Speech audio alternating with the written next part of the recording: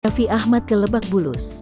Ia sudah memesan sapi dan kambing dari tahun lalu untuk perayaan Idul Adha 1442 Hijriah. Kedatangannya ke Lebak Bulus untuk mengecek jumlah sapi dan kambing yang telah ia pesan. Sapi dan kambing tersebut dibawa dari Wonosari, Gunung Kidul. Hari ini mau ke Lebak Bulus dan mau lihat sapi. Sebenarnya aku udah pesen sapi dari tahun lalu. Aku sendiri gak tahu sapinya berapa, kambingnya berapa. Nanti aku mau ngecek, sapinya dari kampung dibawa ke sini, ungkapnya lewat kanal YouTube Rans Entertainment, Kamis tanggal 15 Juli tahun 2021.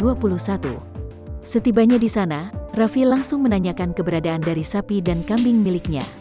Menurut penjelasan dari petugas yang menjaga sapi milik Raffi, ada sekitar 10 ekor sapi dan 10 ekor kambing. Namun, di luar yang 17 ekor sapi tadi, masih ada 1 ekor sapi yang berbobot tubuh besar.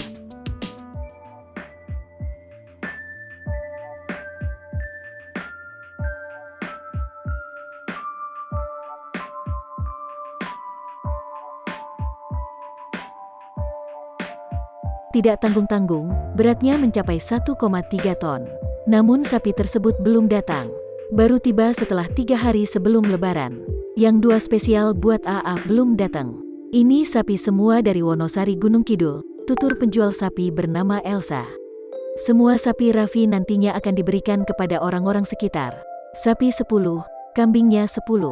Nanti buat orang-orang kita tulisin nama-namanya, kata Raffi lagi. Selain itu, Elsa mengatakan jika tahun depan, ia sudah menyiapkan sapi untuk Raffi.